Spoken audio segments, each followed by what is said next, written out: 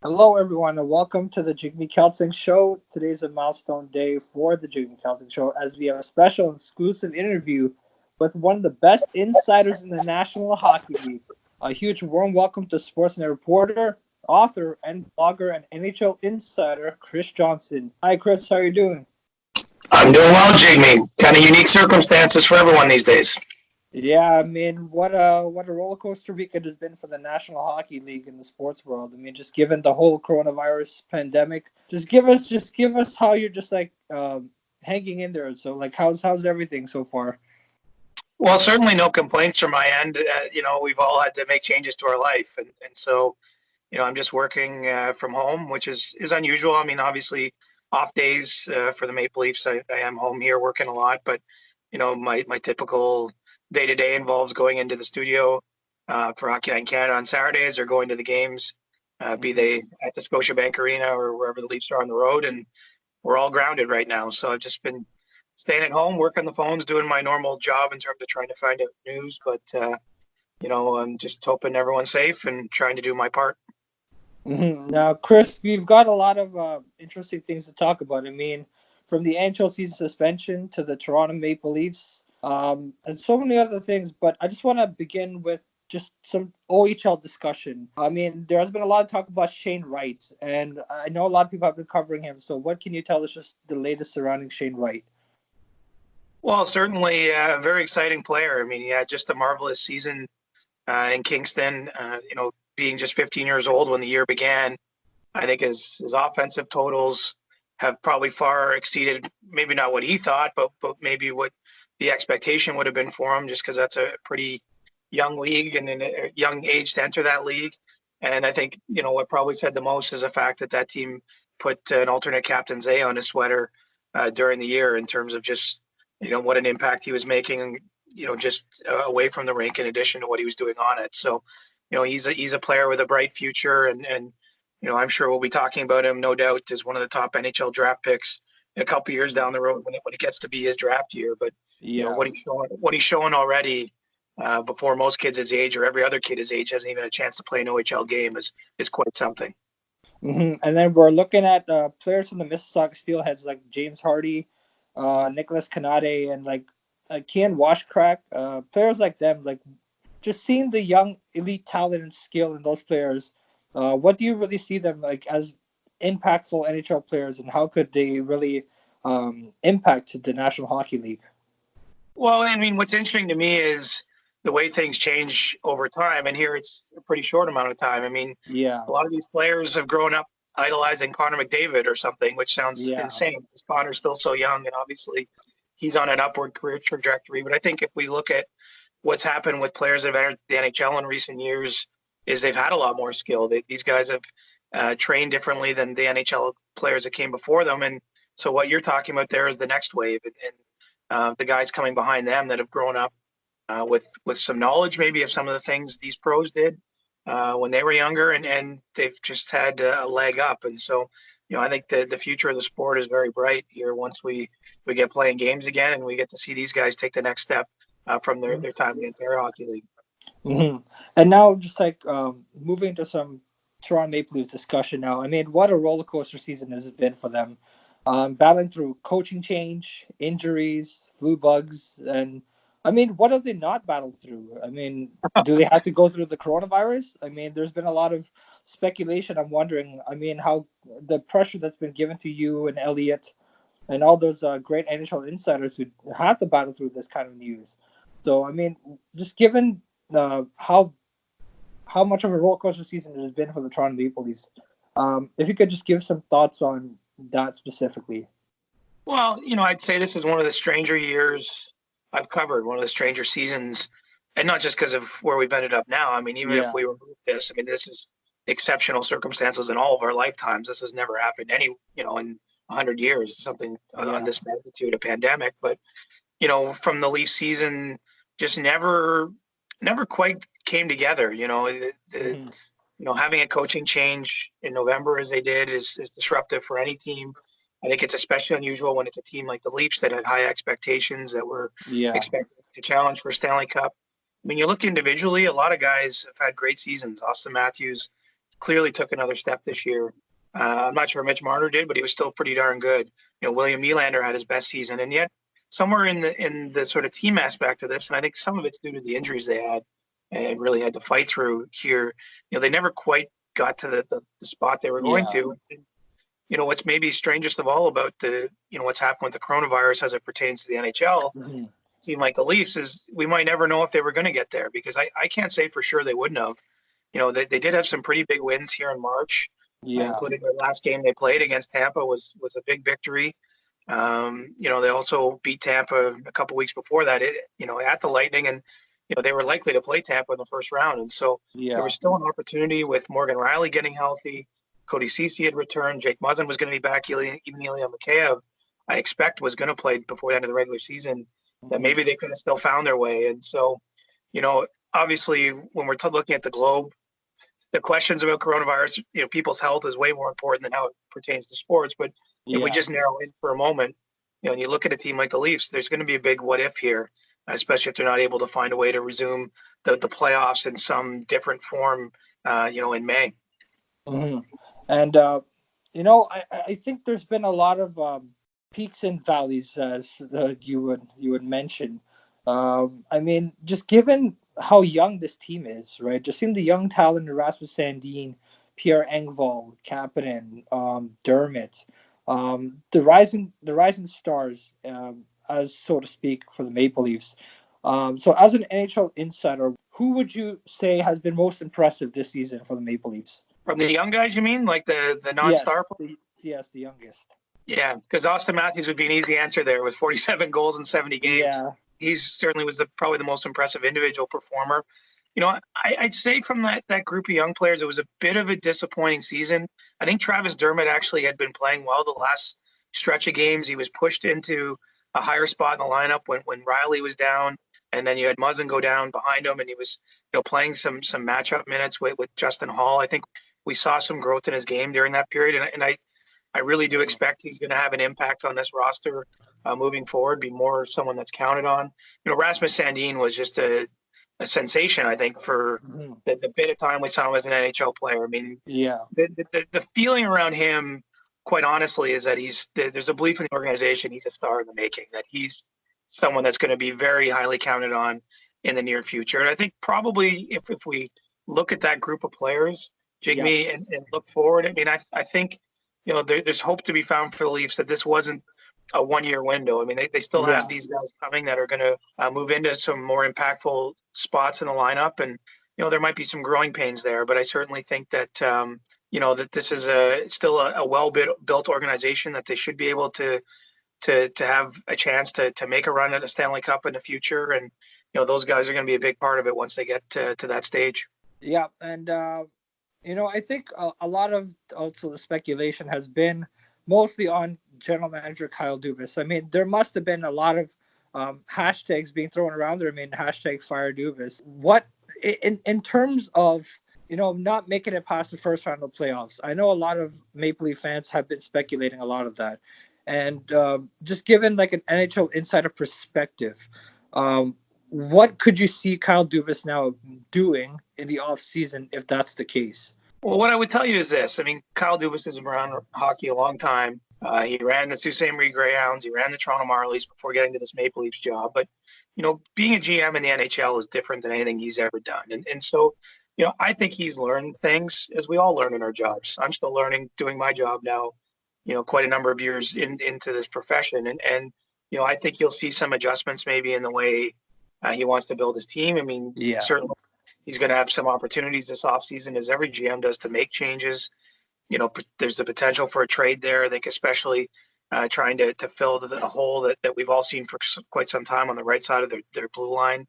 And, I think he's going to be stronger for having gone through this. I certainly, no matter what the hashtags say, I don't believe for any stretch of imagination that his job was in jeopardy, no matter, what becomes of the season or what became of the season, because we still don't yet know if there will be a finish to the year. But I think that Kyle is a very smart guy who's learning in a pretty high profile position, and I think that you'll see him make changes to this roster before next year. But I don't think he's managing for his job or anything like that at this point. And now, just going into the NHL season suspension, the big talk of it all has been just percolating as it goes. I mean, hour by hour, minute by minute, everything changes. And so, as the information continues to trickle in very slowly, what, in terms of the NHL, what they're doing recently, what could we look forward to in the coming days or even months?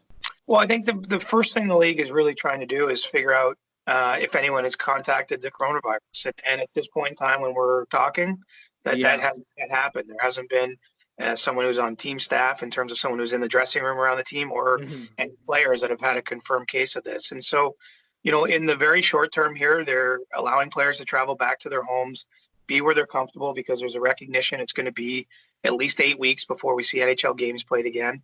Yeah.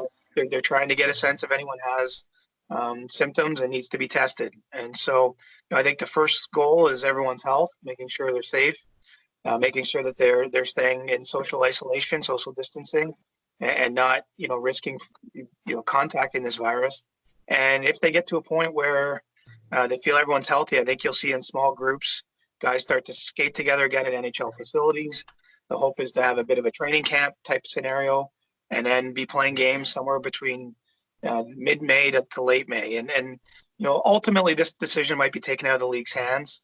I think the governments, we've currently shut down the border here in Canada to international travelers. Between the governments and the health agencies, I think will ultimately dictate if we see NHL hockey again. But in Yeah. the meantime, the league and the players are just trying to be safe and be smart and put themselves in a position if this virus allows that they're able to get back on the ice at some point and finish the playoffs. Hmm. And I think a lot of the talk has also been on whether or not the season will resume. And if that's the case, obviously, like you mentioned earlier, I mean, mid-May, that's their aim, and that's the goal for the NHL. But in terms of fan perspective, I know a lot of people have been speculating, and now just given the news of Ontario also being on a state of emergency, just give some thoughts or views on how this thing will play out moving forward. Well, I mean, it's a big mystery. I mean, I wish we all had a crystal ball and knew for sure. I mean, clearly we're still at the beginning stages of whatever this pandemic is going to be here in Canada. We haven't had as many confirmed cases or deaths as you've seen in places in Europe and certainly in Asia, where the virus originated. But, it's hard to say just how bad this will be. I mean, we're trying right now to flatten the curve is Yeah, the tagline, right? I mean, I'm sitting at my house, you're sitting at your house, yeah, for and so it's hard to predict. I do think it's going to be difficult for the league to resume, but I'm not going to sit here and say they won't. I think that they're very committed to even playing games in front of empty arenas if that's what it takes to get in a playoff. hmm, So, I'm not going to sit here and turn the lights out for them. I do think that's a possibility. Certainly, they don't have a lot of room for error. I think that they want to be finished before the Tokyo Olympics start, which is July 24th, currently is hmm, scheduled. So I think they have to reasonably start this season somewhere around June 1st at the absolute latest, to resume, to get some kind of playoffs in that period of time. So, we still have a couple months here, but the yeah, outlook isn't strong at this point. I mean, look, there's a lot of fears that this is going to be a very um, bad pandemic when it really takes hold here in Canada and in the U.S. yeah. and North America. And so, I can't really give you an accurate prediction, other than to say that I do think the league is committed to doing whatever it can to try to have some form of playoffs, if at all possible. And I do believe that the National Hockey League did have a conference call with their GMs regarding what they can't or can do during the pause. So just given that situation, what's the latest regarding that? Well, I mean, really, you can't do much with your own lineup. The rosters have been frozen, as of Monday night. So even at this point, you can't send a guy to the HL or not, or do any shifting that way. I think one thing they can do is they can sign players to contracts to begin next year. So, you could see some draft picks from recent years sign deals again that are for the 2020-2021 season when they start. That applies as well to NCAA free agents and perhaps free agents from Europe. Now, it's not yet clear if we'll see many of those types of signings. I think in general, some of those players probably want to wait and get a little clarity on where things are at. It's not an Yeah. ideal time, probably, to be having those negotiations or making big life decisions with this being such an unprecedented period in the world. But what the GMs were told over the weekend from the league is they are technically allowed to sign those contracts. We've yet to see one registered though. So just wrapping up on the NHL situation, just um, given everything that's happened recently, just what is the next steps regarding the COVID-19 situation? How will they respond to this, and or if the season resumes?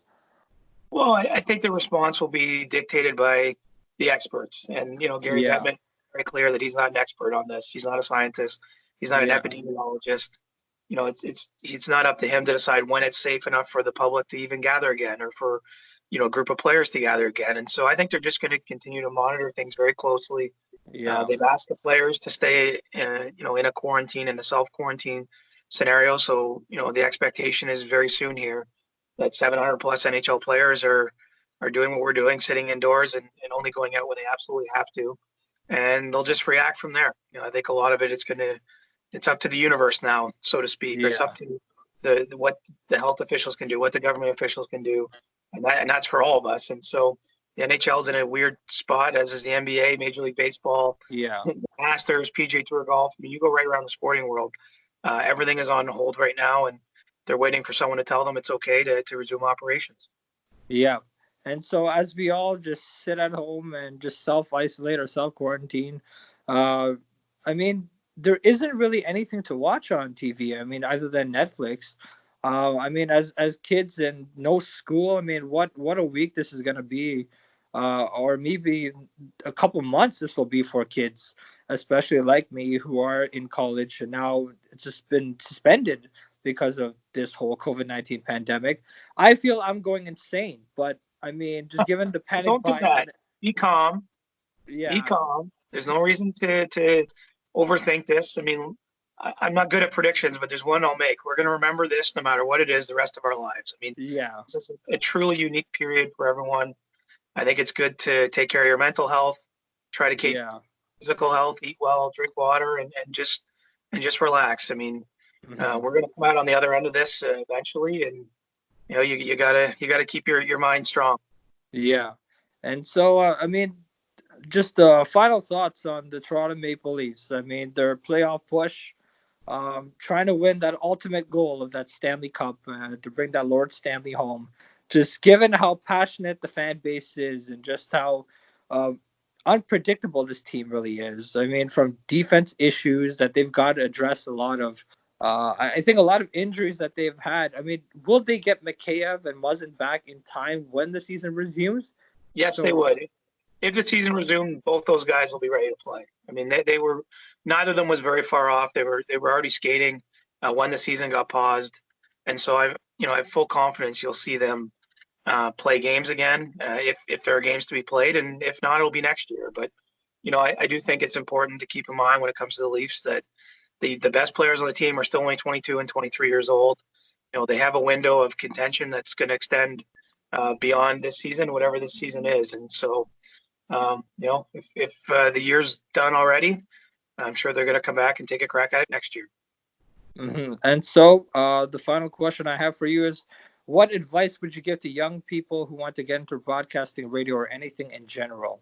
Well, I would say to set your sights high, to believe in yourself, to find any way to try to do the job. I mean, even the form in which we're speaking here, Jigme, do things like this, get experience, make contacts, and work hard. I mean, there's not necessarily a secret, but you really want to be aware of what your social media, how you're perceived. You don't want to be on there being a Yeah. hothead or I think you got to be careful about things like that because it lives for a long time and people shape their views of you when you're young. But we're living in a very difficult moment right now. But certainly there's always going to be the need for people to tell stories. And I got one of these jobs. I'm sure you and your fellow classmates will too.